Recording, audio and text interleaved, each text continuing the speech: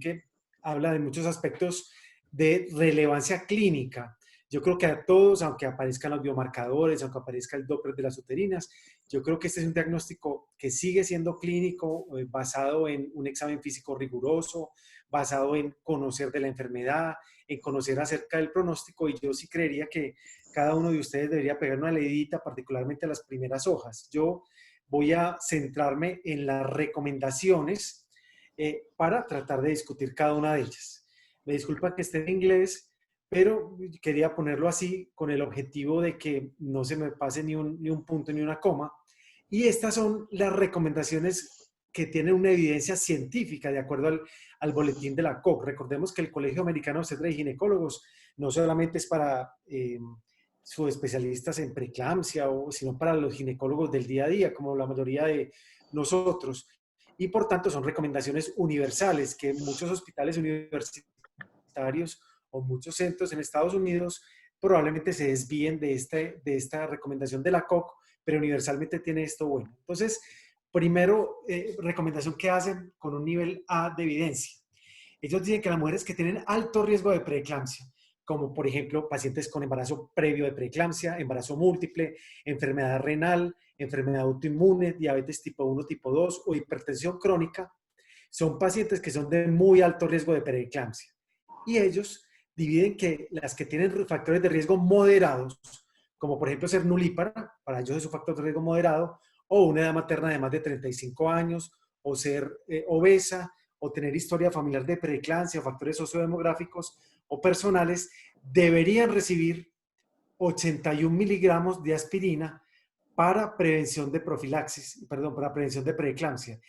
Y ellos dicen que la deben iniciar entre la semana 12 y la semana 28, óptimamente antes de la semana 16 y hasta el parto. Acá yo creo que hay un punto de controversia. Ellos dicen que para eso es un nivel A. Recordemos que esto es un estudio poblacional. Entonces dicen, paciente con un factor de riesgo mayor, es una paciente que debería recibir ASA 81 miligramos. Y pacientes con dos o más factores de riesgo menores, como por ejemplo un índice de masa corporal de 30 y ser nulípara, es pacientes que en teoría deberían recibir aspirina. Por tanto, esto se nos hace que se sectorice mucho basados en historia clínica y que haya muchas pacientes que vayan a tener que requerir aspirina. Recordemos que la dosis que ellos recomiendan es de 81 miligramos. Entonces, recordemos estos factores de riesgo y recordemos que dos o más moderados, según la guía de la COG, debería recibir aspirina, independientemente de cualquier otra cosa. Esto, que para ellos es un nivel de evidencia, pues riñe un poco con lo que hemos venido hablando en los últimos 4 o 5 años, que es tratar de individualizar el riesgo. Esta es la publicación del ASPRE hace 2 o 3 años, en la cual el doctor Nicolaides se basó en un estudio poblacional para tratar de determinar factores de riesgo para esa población. Determinó factores bioquímicos, como por ejemplo el placental growth factor y la PAPEI, y la presión arterial y el Doppler de uterina.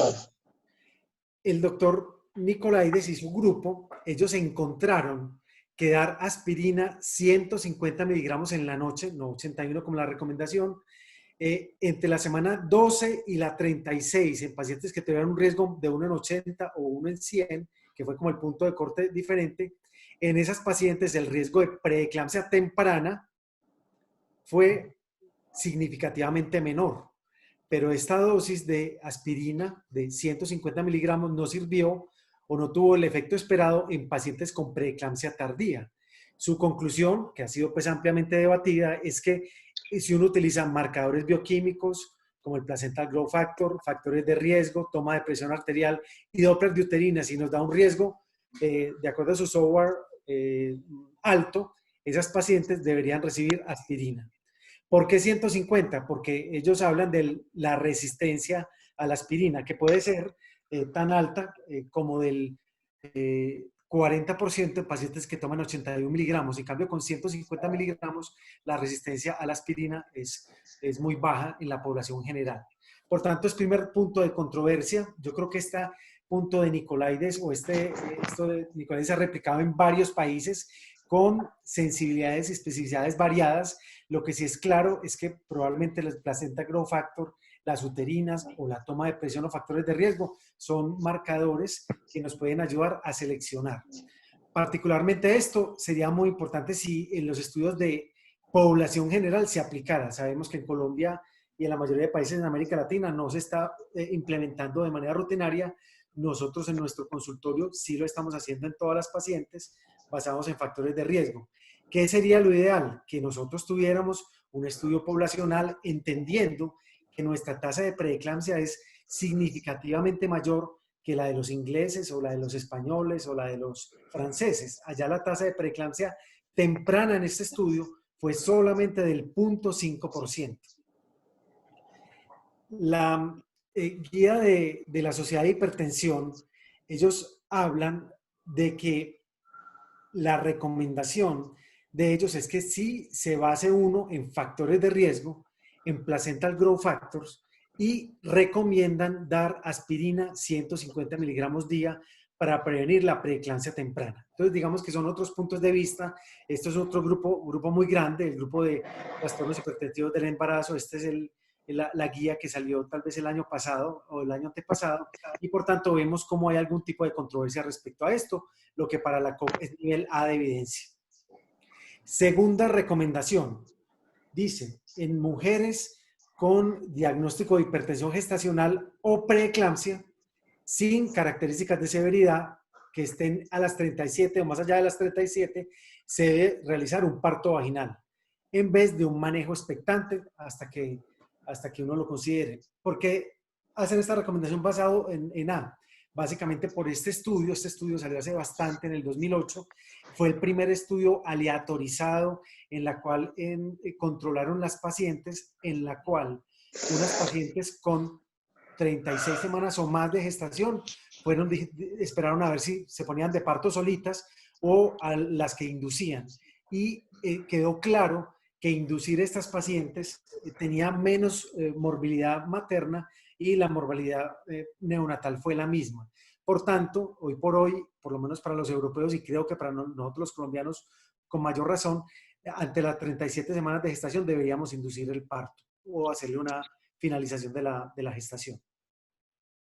Tercera recomendación, nivel A.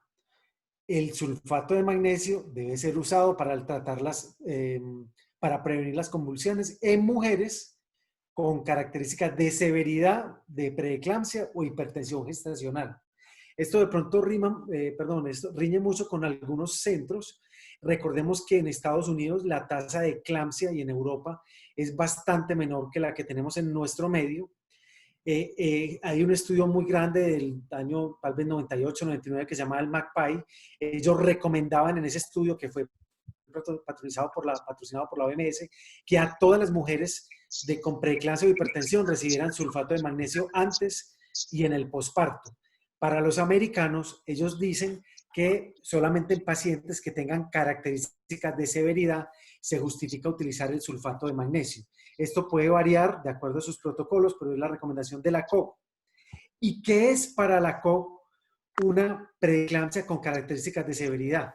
Es la presión alta, mayor de 160 a 110, en más de 2 ocasiones, con al menos 4 horas de intervalo, o trombocitopenia menor de 100.000, o aumento de las enzimas hepáticas al doble, o persistencia de dolor epigástrico en el cuadrante superior que no sea causado por una gastritis o algo así, que tenga una insuficiencia renal, es decir, mayor de 1.1 miligramos por decilitro de creatinina, que tenga edema pulmonar, que tenga una cefalea intensa que no mejore con medicación y que no tenga diagnósticos diferenciales o que tenga cambios visuales. Miremos cómo se resumen acá para la COG, cuáles son las características con severidad de preeclampsia, y para ellos, con un nivel A, una recomendación nivel A, es que deberíamos utilizar sulfato de magnesio en estas pacientes. Acá simplemente quiero dejarles esto, porque sé que se van a quedar algunos con la presentación, para decirles que de todos modos ellos debaten que la tasa de preeclampsia, perdón, de convulsiones en pacientes con severidad es 4 veces mayor que en pacientes no severa y que de todos modos el sulfato de magnesio no es inocuo.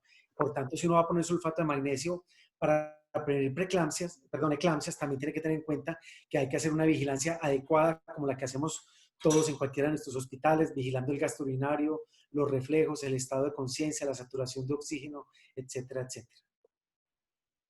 Esta recomendación sí que me llamó muchísimo la atención, porque también es un nivel de evidencia y ellos dicen que podemos utilizar liberalmente los AINES en el posparto en mujeres con preeclampsia.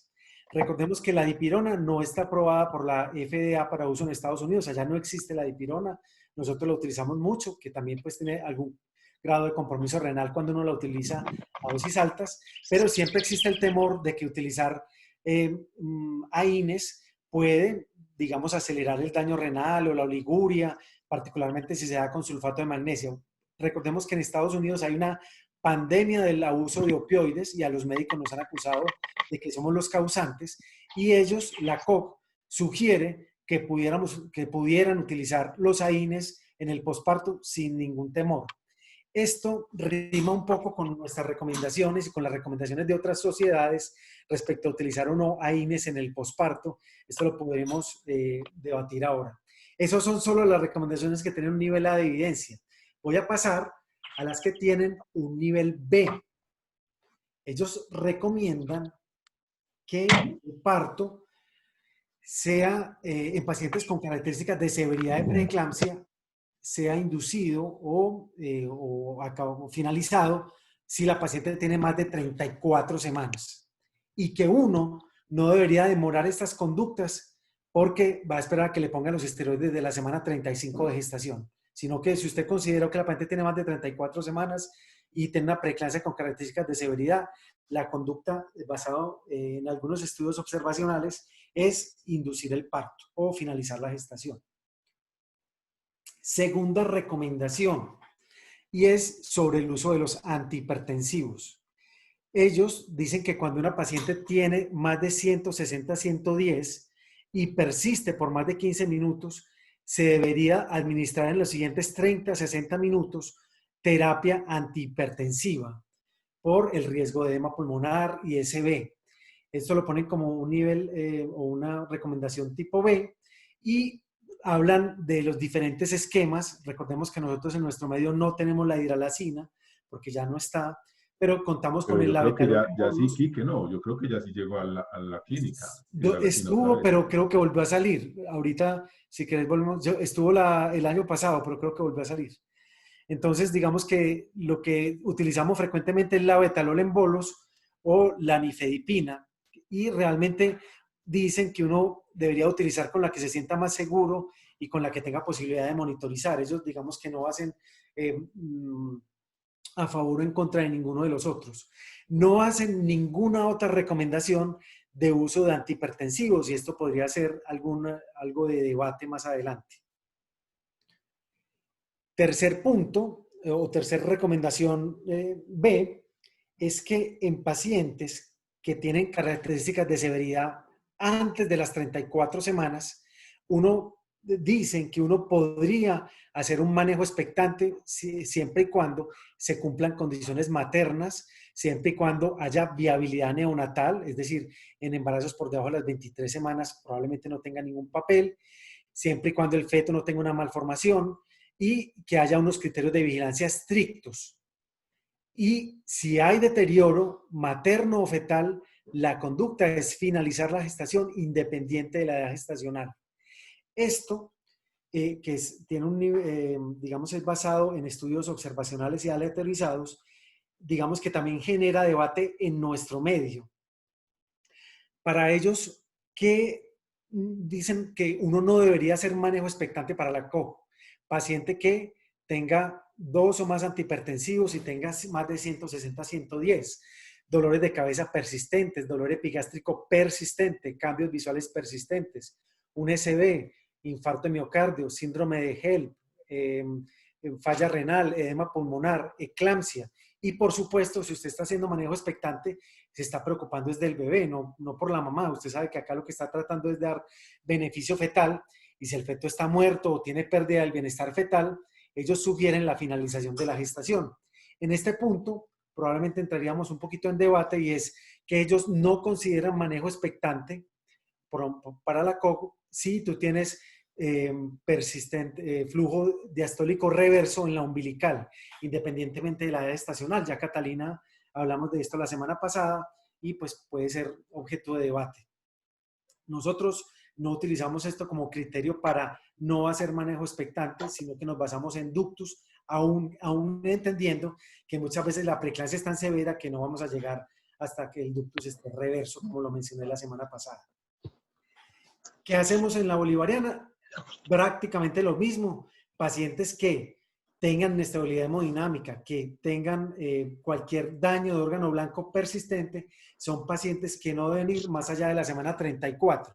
¿Y por qué digo que hacemos en la bolivariana? Porque este estudio, que creo que todos lo revisamos hace 4 o 5 años, fue el estudio del doctor Paulino Vigil, que fue el MEXPRE. Fue un estudio aleatorizado realizado en Guatemala, Perú, Panamá, Ecuador, tal vez algún otro hospital, y ellos lo que hicieron fue aleatorizar pacientes entre las 28 y 33 semanas a manejo expectante o a manejo inmediato, parto inmediato. Y ellos, en sus conclusiones, y esto fue muy debatido, dijeron que no, en países en vías de desarrollo, no se justificaba hacer manejo expectante. Y a partir de esto hubo pues un dolor de cabeza para poder aplicarlo, porque realmente ha generado debate y lo tuvimos nosotros al interior de nuestro grupo, o sea, hacer o no manejo expectante. Miremos cuáles fueron los resultados del MEXTRE. Ellos no encontraron diferencias en grupos con el resultado primario, que fue el resultado perinatal. Fue bastante alto, el 10%. Tuvieron menor peso neonatal en el manejo agresivo inmediato, mayor RCIU en el manejo expectante, y encontraron 5 veces más abrupcio cuando se hicieron manejo expectante, no diferencias de morbilidad neonatal, y la latencia fue de 10 días. Los americanos, los 2 estudios que hay, son en promedio 2 semanas, 14 días. O sea que uno, si va a hacer un manejo expectante en una preeclampsia severa, no crea que si la señora tiene 28 semanas, la va a llevar a la 34. Estos resultados también, digamos, fueron controvertidos porque dentro de sus conclusiones, y lo pongo acá, dice que el manejo expectante aumenta la probabilidad de RCIU, poniendo en riesgo a los bebés de secuelas a largo plazo. Eso pues no lo estudiaron. Y que encontraron que la tasa de abducción fue mayor. Debido a todo esto, decidimos hacer una revisión. Este estudio lo hemos enviado 2 veces al International Journal y nos han devuelto por algunas dificultades, pero estamos en vías de publicación, en la cual lo que hicimos fue eso, en un hospital de tercer nivel, tratar de ver cómo nos iba con el manejo expectante. Tuvimos 101 casos, si no estoy mal, y encontramos, claro, pacientes severamente enfermas, muchas desarrollaron HELP, no hubo muertes maternas, pero nosotros no tuvimos ni un solo caso de abrupcio, y la tasa de muerte neonatal fue bastante menor en las pacientes que hicimos manejo expectante. Para nosotros, en la clínica bolivariana, consideramos que uno puede considerar la preeclampsia severa lejos del término, siempre y cuando se haga un control y vigilancia clínica, pero encontramos que los fetos que pesaban menos de 600 gramos y eran mayores de 28 semanas, no se beneficiaron de manejo expectante porque no sobrevivió ni uno solo. Esto nos hablaba de una combinación de RCIU severo más una preeclampsia severa. Y probablemente existe un escenario para definir apoyado en marcadores bioquímicos. Recomendaciones nivel C. Ellos dicen que uno, para diagnosticar una preeclampsia, no solo se tiene que esperar la proteinuria, simplemente si la paciente tiene hipertensión y cualquier daño de órgano blanco o cualquier síntoma clínico como cefalea persistente, dolor epigástrico persistente, elevación de enzimas hepáticas, elevación de la creatinina, esa paciente usted no tiene que esperar la proteinuria para decir que tiene una preeclampsia. Simplemente usted ya la debe catalogar como preeclampsia, y son un poquito más liberales porque antes siempre decía que había que esperar, para decir preeclampsia había que tener proteinuria en 24 horas. Y que te pregunto una Sí. cosa, pero ahí estás diciendo es que ¿Esperar el resultado de la proteinuria o esperar que la paciente tenga proteinuria? No, que no se requiere para hacer el diagnóstico de preeclampsia tener una proteinuria presente. Si tú solamente tienes, por decir algo, una paciente te llegó a las 36 semanas y tiene presiones altas y ya descartando pues que no esté tomando medicaciones, tienes enzimas hepáticas duplicadas o tienes una creatinina mayor de 1,1, una paciente que estaba previamente sana, o tiene una cefalea persistente que no mejora con acetaminofén, esa paciente tú dices tiene una preeclampsia. Y ese es uno de los, digamos, definiciones nuevas de preeclampsia. Sí, correcto. Es ¿Listo? que de pronto quedó sonando como te lo Al planteé. revés. El tema es que no se necesita proteinuria para hacer diagnóstico de preeclampsia. Ese es como el... Exacto. Las pacientes que tienen hipertensión gestacional, que digamos no tienen proteinuria, pero que tienen rangos de severidad de preeclampsia, también deben manejarse como que tuvieran una preeclampsia severa. Ellos dicen que es una recomendación nivel C, basado en opiniones de expertos. Yo creo que es bastante lógico, es decir, nosotros no solamente manejamos pacientes con que tengan la proteinuria positiva, sino una paciente que está severamente hipertensa, es una paciente que puede convulsionar, que puede hacer falla renal, que puede hacer edema pulmonar y se debe manejar como tal.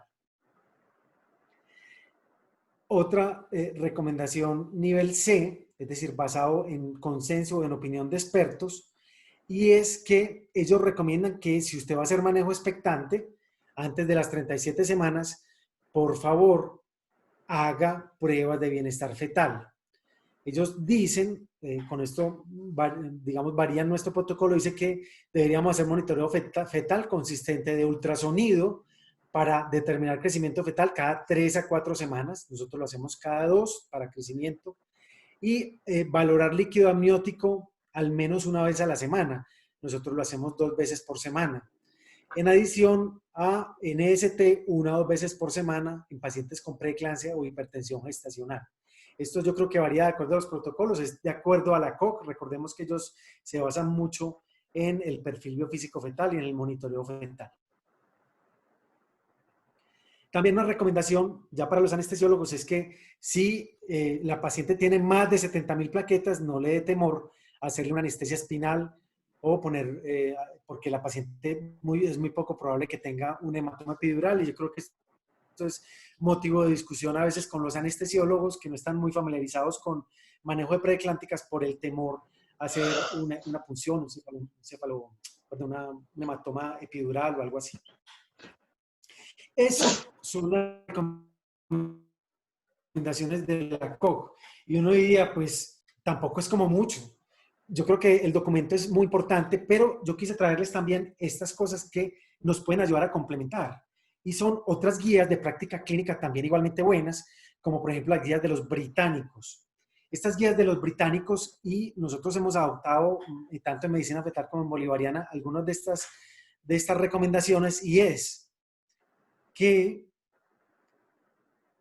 las pacientes al ingreso, uno podría valorar o sugerir que se haga manejo hospitalario. No siempre hay que hospitalizarlas, solamente si tienen criterios de severidad, pero hacer paciente con observación, y si la paciente tiene posibilidad de hacer un seguimiento estricto, y si uno le pone una escala que se llama el Full Pierce, que está en internet, y dice la paciente no se va a complicar, uno podría hacer manejo ambulatorio. Esto en nuestro medio, pues depende del tipo de paciente que usted tenga. Nosotros, por norma general, casi siempre las hospitalizamos primero 24, 48 horas, y a las 48 horas decidimos si hacer o no manejo hospitalario. Y las guías NICE también sugieren que uno sea un poco más agresivo para la medicación antihipertensiva. Recordemos que la COP dice más de 160, 110. Los británicos sugieren que si usted tiene ya 140, 90, se empiece a utilizar antihipertensivos. ¿Y esto basado en qué? En un estudio que discutí con José y con mis otros compañeros, que es el estudio CHIPS, en el cual en este estudio CHIPS se demostró que si uno es más agresivo no, si uno trata de tener una presión arterial hacia 140-90, la tasa de complicaciones maternas es menor. Antes, digamos que éramos muy amarrados, por decirlo así, para utilizar antihipertensivos en preeclánticas. Hoy somos un poco más liberales y nuestra meta es 140-90. A partir de ahí probablemente utilizamos antihipertensivos. También ellos sugieren la utilización de la relación proteínas-creatinina en orina, la cual la validamos en nuestro medio. La realizan en una muestra aislada de relación proteínas-creatinina en orina, ha demostrado tener una sensibilidad y especificidad supremamente alta para el diagnóstico de preeclampsia. Por tanto, esto es muy fácil de hacer, es barato, díganle a sus laboratorios que se las monten, que esto no tiene mayor misterio y evita tener que recoger proteínas en 24 horas. En esta guía, que es la guía de la Sociedad Internacional de Hipertensión en el Embarazo, que ya les había dicho que salió hace publicada 2 años, ellos también hacen otras recomendaciones y sugieren, que yo creo que todos lo hemos vivido en el consultorio, es que exista la hipertensión de bata blanca. Y sugieren que en estos casos utilicemos el MAPA, el monitoreo ambulatorio de presión arterial en 24 horas, que ya está validado. El doctor Tilaganathan en el Reino Unido validó estos monitoreos ambulatorios de presión arterial para las embarazadas. Segundo, dicen estas guías que no recomiendan clasificar como severa y no severa. Para ellos, preeclampsia es preeclampsia y cualquier preeclampsia se puede complicar. Por supuesto que hay unas que se complican más, que son las características de que hemos visto, pero que uno decir, la paciente no tiene una preeclampsia no severa, entonces uno ya se queda tranquilo. No, esas pacientes también se pueden complicar. También esta guía de hipertensión recomienda el uso de antihipertensivos por encima de 140-90 y ellos sí que sugieren, también con un nivel de evidencia A, por eso les digo yo acá, sugieren utilizar AINES posparto en pacientes con preeclampsia. Entonces vemos cómo está la visión de los europeos, probablemente haya más gente europea, versus la visión de los americanos que favorece el uso de los AINES. Y con respecto al posparto, me llamó mucho la atención, es que mínimo sugieren dejar hospitalizadas a las pacientes con preeclampsia, severa o no severa, 3 días posparto. Acá a veces somos un poquito liberales y a las 48 horas les estamos mandando para la casa. Ellos dicen que los primeros 3 días son primordiales para uno hacer una adecuada vigilancia. Por último, varias guías españolas, alemanas y guías británicas del NICE están recomendando la utilización de biomarcadores, particularmente factores antiangiogénicos como el SGLT1, con factores proangiogénicos como el placental growth factor. Esta prueba se hace en nuestro medio y lo que hace es ver la relación es el FT1, que es un factor antiangiogénico, con un factor proangiogénico, que es el placental growth factor. Ellos, basados en este estudio y otro que salió publicado después en el New England Journal y en el Lancet, ellos dicen que si usted al ingreso de la paciente, y la paciente es sospechosa de preeclampsia, pero a usted le quedan dudas, pacientes con cefaleas, con edemas, con oligoamnios, por supuesto sin criterios de severidad, pero que uno dice, esta paciente ¿será que tiene preeclampsia o será que se va a complicar? La utilización de esta relación es el FT1 sobre placenta growth factor y si encuentra 38 o más baja esta relación, usted dice, esta paciente no va a desarrollar preeclampsia o complicaciones en la próxima semana. Por tanto, usted esa paciente la podría manejar ambulatoriamente.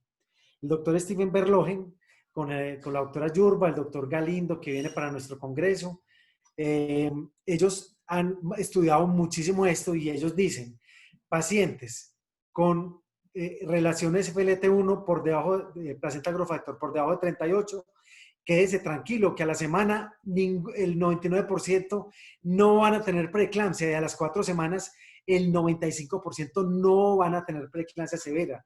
Por tanto, déle tranquilidad y mande a esa paciente para la casa. Pacientes, por el contrario, que tienen niveles altos de esta relación, mucho ojo porque el 15% todavía permanecen embarazadas, pero la mayoría van a requerir finalizar el embarazo en la siguiente semana. Y cuando es muy alta esta relación, miren acá, solamente un 30% ya están permanecen embarazadas después de 2 días. Por lo tanto, la utilización de estos factores proangiogénicos y antiangiogénicos permitirían al clínico un manejo ambulatorio y dar un poquitico de seguridad. El valor de esta prueba se basa en el valor predictivo negativo, es decir, más descartar preeclampsia, más que tomar una conducta activa, que porque esto le dio alto le va a finalizar la gestación. Esto, recordemos, ha sido validado en Europa, donde la tasa de preeclampsia, como dije ahora, es mucho menor. En nuestro medio, con ayuda de la doctora Nazaré Campo y la doctora Yurba también en España, estamos validando esta prueba en nuestras gestantes de alto riesgo en la clínica. Y esto se hace también comercialmente. El doctor Julio Sanín, que no es familiar mío y con el cual no tengo conflicto de intereses, monta esta relación, pero el problema es que la monta una vez a la semana. Entonces, uno para tomar decisiones, le decimos, Julio, monta eso más seguido y económicamente no le da, pero a medida que empecemos a mandar más, lo ideal es que esto lo monten unas 3 a 4 veces por semana para uno poder tener un resultado inmediato y poder decir a la paciente con tranquilidad si se va para la casa o no se va para la casa. Esto es controvertido, las guías NICE lo sugieren que lo utilicemos, pero los americanos, por ejemplo, no le dan como mucho valor. Y para modo de conclusión, no está en las guías de la COC, pero sí quería dejar, y es algunos errores comunes que encontramos en el manejo de la preeclampsia severa, y es sobreestimar o subestimar la cefalea. 70% de las embarazadas tienen cefalea, pero la cefalea de la preeclampsia es una cefalea que no mejora con antiinflamatorios, perdón, con acetaminofén, es una cefalea que la paciente nunca había tenido antes en su vida, que no tiene otros síntomas asociados. Segundo punto, y es no tener un punto de corte claro de viabilidad neonatal. Entonces vemos a veces haciendo manejos expectantes a la paciente a la semana 23 de gestación, entendiendo que el punto de corte puede ser semana 26. Usted esa paciente nunca, bueno, en teoría de medicina no dice nunca, pero la posibilidad de llevarla a la semana 26 cuando la viabilidad es muy baja. Tercero, conozca que los antihipertensivos los podemos utilizar más liberalmente, pero el uso irracional de antihipertensivos también es malo. Entonces uno ve pacientes con 4 antihipertensivos y todavía embarazada, que porque vamos a esperar si le baja con otro antihipertensivo. Esas pacientes, usted lo que hace es estabilizarlas, bajar la presión y desembarazarlas. Cuarto punto, y es común que lo encontremos, está contraindicada la uteroinhibición en pacientes con preeclampsia. Que tiene contracciones, vamos a uteroinhibirla. Ojo, que las pacientes tienen una abrupcio en el fondo. Y si el bebé va para afuera es por algo, porque el medio ambiente intrauterino no está bien. Otra de los errores comunes es retrasar conductas hasta que hagan efecto los esteroides. Esto puede ser letal. Y esperar la proteinuria para tomar conductas. Yo traté de resumir, yo creo que cada una de estas conductas puede ser controvertida. Traté de presentar las guías de la COC, las recomendaciones lo más plano posible. Hay cosas que estaré a favor o en contra, pero creo que ese era como el objetivo, José. Y si quieres pasamos a las Sí, conclusiones, a las preguntas. Quique, primero te felicito, son las 6:38, te demoraste apenas 30 minutos, que es la filosofía de esta reunión. Me gustó mucho tú en un tema tan complejo, tan amplio, haber empezado sencillamente hablando de las recomendaciones y criticándolas o no, creo que era el formato ideal para esto. Yo lo primero que tengo que decir es que para mí, por ejemplo, que revisé la guía y uno se va acostumbrando a hacer la medicina como la viene haciendo en muchos años, hay muchas cosas realmente interesantes, las definiciones realmente cambiaron, pero de forma sustancial, es decir, ya la proteinuria ha perdido mucho valor en el sentido de que entendemos que hay preeclampsia sin proteinuria. Por lo tanto, y no solo eso, porque preguntó Oscar Medina ahora si definitivamente enterramos la proteinuria de 24 horas. Probablemente la proteinuria de 24 horas, tanto las guías de la COP como las guías del NICE, la enterraron. Es historia, no se usa, no se debe hacer y a nadie debemos hospitalizar para eso. Lo que Quique ha demostrado y nos ha hablado tantas veces que hacen en Bolivariana es ya una norma en las guías de la COG y en las guías del NICE. La relación proteína-creatinina mayor de 30 es proteinuria. O una relación albúmina-creatinina, albúmina-creatinina mayor de 8, para quien no tenga, porque también existe la albúmina y el rango es 8. Para ambas guías eso es muy importante. Y eso es así porque no tendríamos que hospitalizar pacientes en espera de un resultado que se pueda hacer estando al lado de la cama de la paciente en urgencias, como lo hacemos hoy día en la clínica del Rosario. Entonces sí, están enterrada la proteinuria.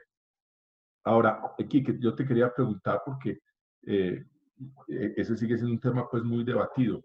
vamos a suponer que te llama el ministro de Salud hoy para que sea su asistente o que lo asesores en el tema de predicción de preeclampsia en nuestro medio, porque en Latinoamérica tenemos mucha preeclampsia. ¿Cuáles factores de riesgo o cuál método de predicción de preeclampsia, porque ya hay literatura que sustente muchos, piensas que le recomendarías a Colombia, no a la Clínica del Rosario ni a la Fundación Santa Fe? José, pues es que son 600.000 partos al año. Es en Colombia. Y si yo hago una recomendación del Ministerio de Salud, por decir algo, que le hagan placental growth factor a esas 600.000 embarazadas, multiplica 150.000 pesos por 600.000. Es decir, cada cosa que uno pueda sugerir puede tener un costo enorme y la aplicación puede ser difícil. Yo creería que para un sistema de salud público como el nuestro, en este momento, si el Ministerio de Salud me llama, yo le diría bases en factores de riesgo y de aspirina 150 miligramos, no 81 en las noches. Eso sería la recomendación que yo daría. Pero si tú me preguntas, así, yo prefiero también seleccionar un grupo de pacientes que es que muchas no tienen factores de riesgo, José, son pacientes que simplemente son nulíparas.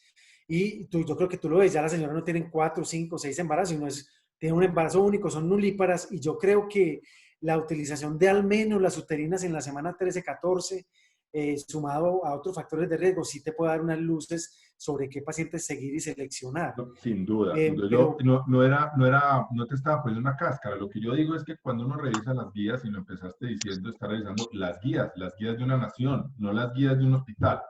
Estas son las guías de un país muy importante, supuestamente desarrollado, y se sorprende uno que recomienden dar aspirina a un grupo de mujeres donde va a haber muy poquitas preeclampsias. Por supuesto, esas pacientes son de muy alto riesgo de preeclampsia, porque si solamente le damos aspirina a ese grupito, probablemente se nos escapen muchas. Sin ajá. embargo, cuando uno mira esa guía, uno dice, esa es la guía que deberíamos aplicar aquí, que a las pacientes que tengan estos factores de riesgo les diéramos eso, porque es que probablemente en las ciudades más alejadas o inclusive en la provincia no va a ser posible hacer 1128 factor 267 placentario, 267. nada de esas cosas. Entonces yo pienso que, además mira que en la guía de la COC sale que debe tener dos factores de riesgo moderado, nulliparidad y mayor de 35 años. En nuestro medio, las pacientes que nosotros vemos, muchísimas son nulíparas y mayores de 35 años, o sea que ya son candidatos de recibir 81 o 150, lo que uno decida acoger. De manera que pienso que para una población grande como un país entero, por lo menos debería existir un sistema de selección como la historia clínica. Ahora bien, si uno tuviera la posibilidad de usar factor placentario y uterinas, pienso que eso debería ser lo que... Y otra cosa Diga. importante, José, que ellos recomiendan, que no la recomiendan pues en las guías de la CO, pero recordemos que los americanos a lo mejor son mejor nutridos, ellos no recomiendan la utilización del calcio en su población en las pacientes que tomen ingesta de calcio. Para nuestro medio, la utilización del calcio en pacientes que tampoco consuman calcio, la recomendación de 1.200 miligramos de calcio al día, pues también podría ser una medida costo efectiva que está recomendada por el Ministerio de Salud. Pero si tú revisas las guías europeas y las guías americanas, ellos dicen, no, no hay que dar el calcio, pero probablemente son situaciones diferentes. Pero esta La vez... OMS recomienda el calcio en pacientes de bajo consumo y de alta tasa de preeclampsia. Entonces yo creo que acá, aunque no lo mencioné, pues el calcio sigue siendo bueno en pacientes que no consuman, como prevención de preeclampsia, en pacientes que no consuman dosis altas de lácteos. De hecho, la guía de la COG lo dice ahí, que la evidencia es leve o débil en mostrar que el calcio sí funciona. Ellos no lo recomiendan en su país porque ellos tienen una buena ingesta de calcio, pero sí dicen que países que tengan baja ingesta lo deberían usar. Mario Julio está levantando la mano. Mario, yo les recuerdo que Por favor, apagan micrófonos. apaguen los micrófonos y cuando quieran hablar solamente tienen que oprimir la barra espaciadora y con eso se activa el micrófono. Pero por lo pronto manténganlo apagado, que es que está sonando por ahí mucha cosa. Mario Julio, ¿tenías algo para decir? Sí, muy buenos días. Gracias, Quique, por tu presentación. La pregunta es, con todo este tema de la preeclampsia atípica, que en algún momento manejamos ese concepto, uno en sus hospitales sigue viendo pacientes que no tienen hipertensión, pero que tienen muchas características clínicas de preeclampsia, ya descartado por todos los medios otra patología, y finalmente lo único que le cuadra son síntomas o alteraciones de laboratorio de preeclampsia. ¿Qué opinan de eso? Mario Julio, ve, el concepto de preeclampsia típica es bien debatido. Yo creo que todos hemos tenido la paciente que tiene las enzimas hepáticas elevadas, que le hemos descartado cualquier otra cosa, que se ha hinchado. Y en este tipo y estas pacientes decimos, parece una preeclampsia, pero no ha sufrido la presión arterial. Pero si usted, tarde que temprano, estas pacientes van a tener una preeclampsia típica. Por eso, sobre todo los europeos, ellos dicen, ellos no consideran ese diagnóstico de preeclampsia atípica. Ellos dicen, hombre, si usted, pues, es simplemente una preeclampsia en vías de evolución, que puede que primero se la haya manifestado como proteinuria, pero no se la ha manifestado con hipertensión, pero si usted la deja evolucionar, la va a tener. Yo creo que esto es un espectro clínico, yo creo que pues existen muchos tipos de preeclampsia y el concepto de preeclampsia atípica, perdón, puede llevar más a confusión que lo que es. A mí realmente es un término que no me gusta mucho utilizar.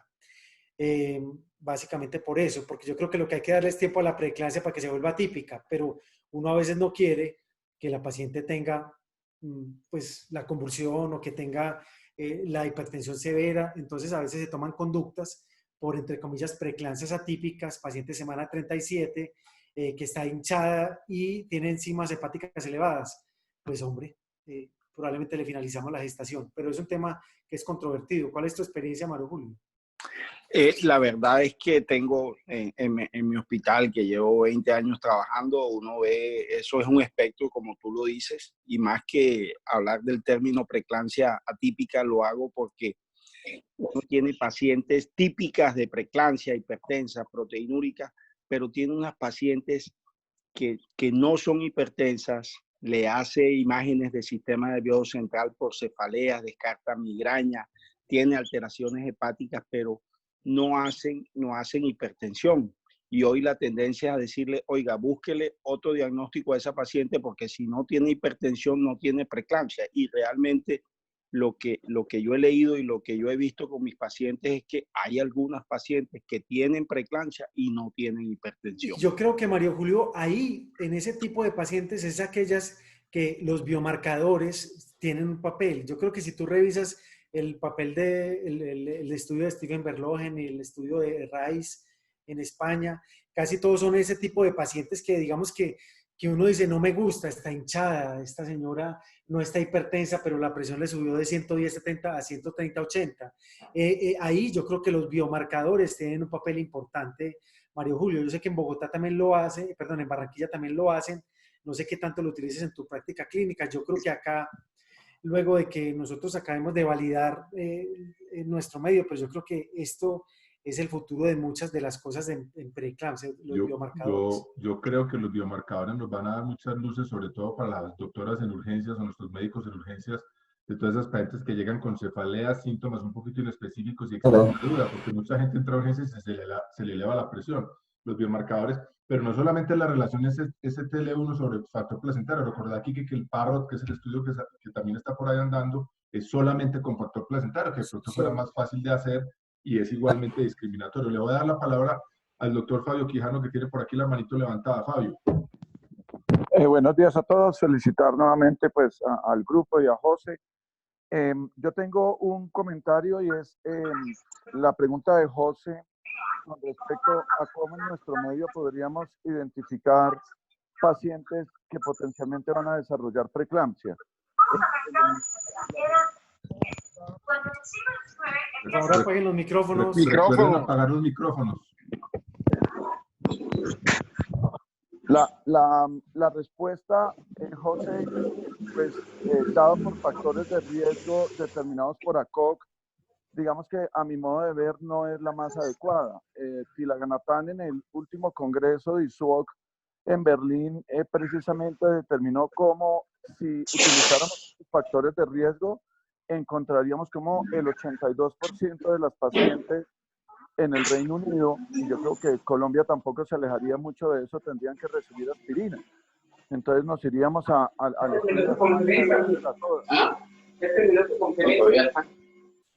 Sí, pero la pregunta que me hizo José fue todavía con más que si el Ministerio de Salud me preguntara a mí y yo para poder decir que yo estoy completamente de acuerdo. En mi práctica de acá de medicina fetal, nosotros integramos biomarcadores, factores de riesgo, presión arterial y placental growth factor para definir quién o no usa Madrugo aspirina, la pero basura, ¿ve? en la población general sí que es A 7. complejo.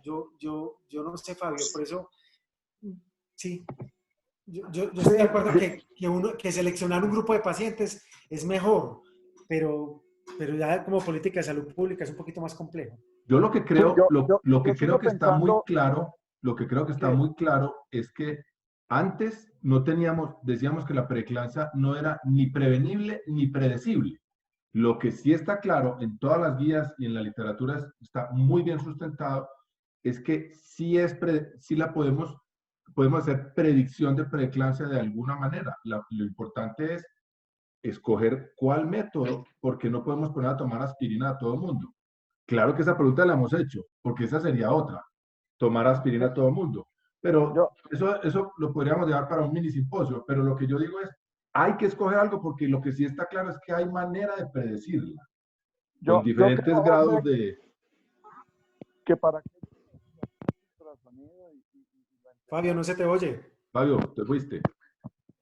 Aló, ¿me Sí, se escuchan? te Dale. oye Sí, bien. sí. Yo creo que para aquellos que enseñamos un poco ultrasonido, el Doppler de arterias uterinas es de lo fácil que se puede enseñar y aprender.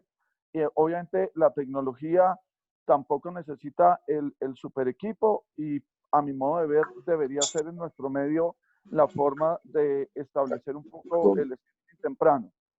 Sí. Una pregunta para José es Pero, con hombre, respecto a algo que yo he ¿había venido mucha gente?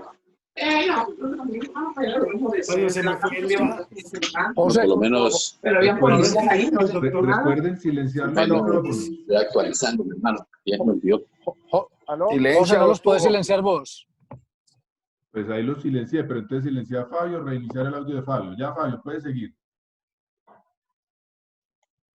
Fabio. Espérate, entonces, reiniciar audio de Fabio, pero entonces no sé qué pasó. Fabio, reiniciar tu audio escuchando la barra espaciadora. Ahí, José, ¿me escucha? Correcto. Sí, te oigo bien. Listo. No, entonces, mi comentario iba nuevamente a la forma de hacer screening, que yo creo que en nuestro medio debería ser el Doppler de arterias uterinas, que es muy fácil de enseñar, pero pues digamos los factores de riesgo darían un número muy alto de pacientes que deberían recibirla. Una pregunta para José es la toma de aspirina en la noche. Yo por lo menos en mi práctica, a pesar de que hay publicaciones que la recomiendan, lo que veo es un empeoramiento de los síntomas gastrointestinales por la hora y obviamente que muchos pacientes terminen abandonando el tratamiento. Un comentario pues sobre eso, José, ¿qué opinas tú? Y pues José Vélez y José Sanín. Y la segunda pregunta es que yo vengo instaurando el uso de la agregación plaquetaria con aspirina como un test que tomamos post inicio de la aspirina para ver el resultado, si la paciente realmente se anticoagula con los 150 miligramos, recordando que hasta 300 miligramos la dosis sería anticoagulante y uno podría seguirla asumiendo.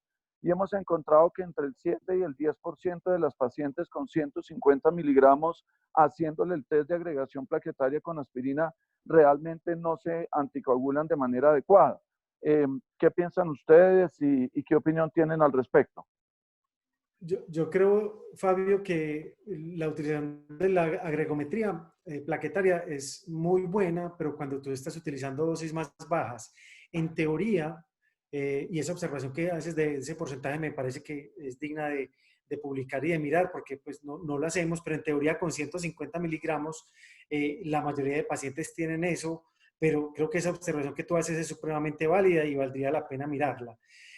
Nosotros utilizamos la aspirina en la noche básicamente por la recomendación del ASPRE, porque hablaban de la absorción y no hemos tenido como más síntomas de reflujo, pero esto es algo observacional. En el estudio ASPRE tampoco hubo mayores tasas de efectos adversos, pero yo creo que lo importante es darla. Uno casi siempre trata como de estandarizar las cosas y por eso es que también la seguimos dando en horas de la noche, porque así fue dada en el estudio. pero yo creo que esas observaciones que haces tú son los del día a día de la persona que maneja muchos pacientes, son recomendaciones que valen la pena. Yo hacer agregometría plaquetaria después de 150 miligramos no lo había considerado, pero si tú me dices que hay todavía esa resistencia, Voy yo a, creo que voy a probablemente pasar valdría la dos, pena. voy a pasar a dos preguntas del auditorio, solamente para contestarle también a Fabio el tema de lo nocturno. Recordad que en los estudios de preeclampsia está claro que la preeclampsia tiene un ritmo circadiano y que su función es mejor en la noche. Yo no he tenido el problema pues, de la mala sintomatología y nosotros lo damos como lo recomendó el estudio por el ritmo circadiano en la noche. Y la resistencia a la aspirina es del 30%, como 40%, como lo dijo Quique, y la recomendación sería hacer los estudios de resistencia a la aspirina, que son extremadamente engorrosos desde el punto de vista laboratorio y muy costosos, por lo que la recomendación de los estudios era sencillamente subir a 150, que es el intermedio entre 80 y 300, y entendiendo que al dar 150 es posible que haya unas pacientes que no queden suficientemente tratadas. Quique, te preguntan, buenos días, la aspirina hasta el término definitivamente. Y dos, me preguntaron por ahí que el ácido úrico en países pobres como discriminador, porque en la guía mencionan el ácido úrico, en la guía del NICE mencionan el ácido úrico para algo. Sí, la respuesta es, en teoría se debe utilizar hasta el final del embarazo. Había algún temor con dejarlo hasta el final por el hecho de los problemas de la anestesia raquídea o el sangrado en el parto o en la cesárea, pero digamos que las evidencias actuales recomiendan darlo hasta el término. Nosotros lo que hacemos es darlo hasta la semana 36, donde en teoría ya cumplió su papel protector de la preeclampsia temprana, y a partir de la semana 36 ya suspenderlo, pero las recomendaciones dicen hasta el término. No, todavía. Y el ¿Y el ácido ácido úrico úrico? sí que sirve para detectar pacientes que van a desarrollar preeclampsia, eso es real, pero su valor predictivo positivo no es muy alto. Entonces, yo creo que todos lo hemos visto, si los que todavía seguimos pidiendo ácido úrico, todos hemos visto que las pacientes con preeclampsia tienen, o que van a desarrollar preeclampsia, tienen tendencia a tener un ácido úrico un poquito más alto, pero cuando se hacen estudios poblacionales, el valor predictivo positivo del ácido úrico no es tan bueno. Por tanto, ellos dicen casi que es como tirar un cara y sello al aire y dicen, no, pues, no lo recomiendan de rutina, pero digamos que hay protocolos y hay algunos países, incluyendo las guías del NICE, que sugieren a esas pacientes pedirles ácido úrico. En la guía de la COC lo mencionan específicamente en un caso particular, en la paciente que es hipertensa no gestacional, Crónica. que es una paciente de mucho riesgo para desarrollar preeclampsia, porque las pacientes hipertensas no tienen el ácido úrico elevado. Es un marcador muy característico de la preeclampsia y lo recomiendan cuando uno tiene dudas. Sin embargo, aquí es donde realmente funcionan los factores angiogénicos. Ese tipo de pacientes como la hipertensa crónica, el factor angiogénico está demostrando, y pienso yo que va a ser de rápida introducción en el armamentario clínico del día a día. Dicen que me recuerden el punto de corte para relación albúmina-creatinina. Albúmina-creatinina es 8. Proteína sobre creatinina es 30. Es decir, mayor de 8 o mayor de 30 es proteinuria. Sí, exacto. Menor no lo es. Buenos días. Dependiendo. Iniciar antihipertensivo antes de cifras de severidad 160-110 no llevaría a enmascarar dicho criterio de severidad y por ende retrasar el inicio del sulfato de magnesio. Bueno, pues, Un comentario válido. Yo hasta hace 2 años, de verdad que yo era muy reacio a utilizar esos antihipertensivos por el flujo placentario, etcétera. Pero creo que con la evidencia del estudio CHIPS, con estas guías de la Sociedad Internacional de Diagnóstico Prenatal, perdón, de preeclampsia y de las guías NICE, nosotros digamos que bajamos nuestro punto de corte y empezamos a ser un poquitico más liberales con el uso del alfametildopa y con particularmente el nifedipino.